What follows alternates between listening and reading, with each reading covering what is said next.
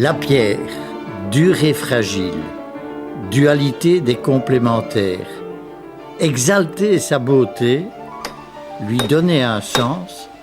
L'artiste en est convaincu. La pierre, le marbre, possèdent une beauté intrinsèque. Sculpter revient à magnifier la matière, lui donner un sens. L'art permet de conférer au bloc brut une expression plus en correspondance avec le genre humain. Pour toucher à l'exaltation de la pierre, il s'impose de n'enlever de matière que l'indispensable. Le secret consiste à créer le vide nécessaire pour que la sculpture puisse rayonner et être perçue par les spectateurs. La sculpture, contrairement aux idées reçues, ne revient pas à créer un volume. Plus exactement, l'artiste fait naître un volume en créant le vide.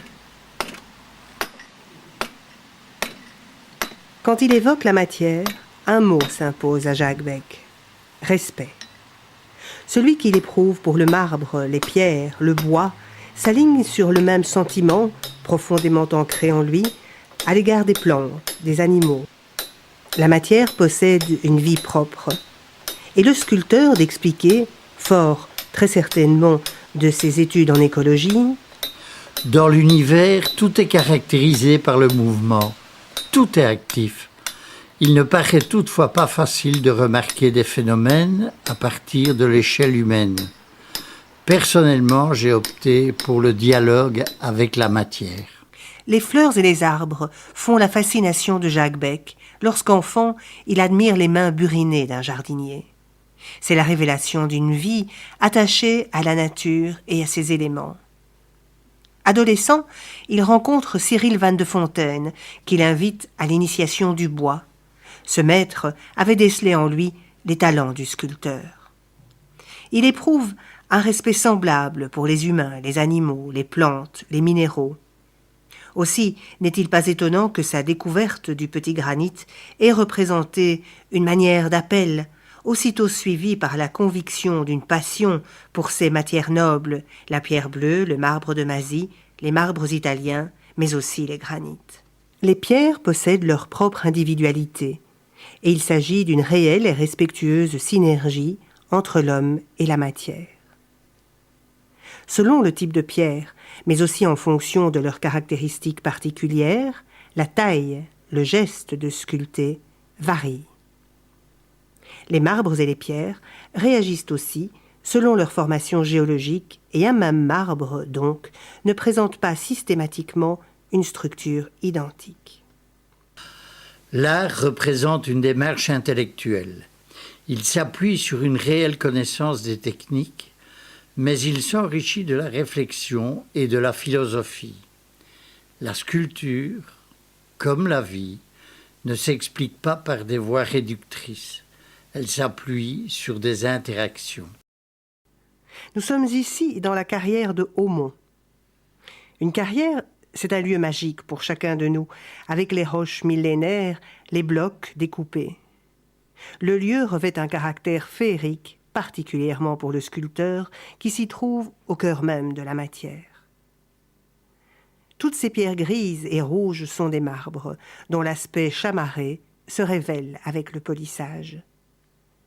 La richesse des couleurs vient de l'origine corallienne de la matière. Le beau rouge que l'artiste mettra en évidence par le polissage correspond donc à du corail pétrifié. Bien des dessins du marbre sont produits par des coquillages et des éponges fossilisées. La nature transformée il y a des millénaires ne revêt en fait plus son caractère naturel. Au contraire, une carrière correspond à un des impressionnants témoignages du travail humain et on s'y promène au milieu d'un paysage qui, malgré la présence des roches, des arbres, de l'eau, est en réalité totalement façonné par l'homme. Quand on humidifie le marbre ou la pierre, leur beauté et leurs failles sont mises en avant. Le mouillage donne aussi au sculpteur une idée de ce qu'il obtiendra quand il polira son œuvre. On trouve, à Haumont, un marbre gris aux reflets dorés qui a séduit l'artiste en plein tournage. Alors a commencé une approche ésotérique au cours de laquelle il a posé les mains sur le minéral, il l'a retourné, il l'a écouté. La conclusion, enthousiasmée de cette première rencontre, a souligné le profond attrait de Jacques Beck pour le marbre gris doré, situé à l'origine au cœur de la roche, non seulement pour sa beauté mystérieuse, mais surtout pour la certitude qu'il se prête bien plus idéalement que le rouge à la taille artistique, grâce à sa structure plus homogène, moins écaillée. De ce petit bloc, là, il y a moyen de faire une petite sculpture. Vu sous cet angle, il y a déjà une forme toute indiquée.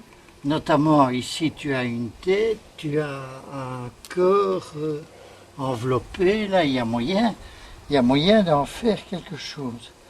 Évidemment, ce qui en sortira, ça c'est différent. Mais il y a déjà une forme suggérée. Ça, c'est intéressant. Ici, c'est une très belle pierre parce que c'est un gris.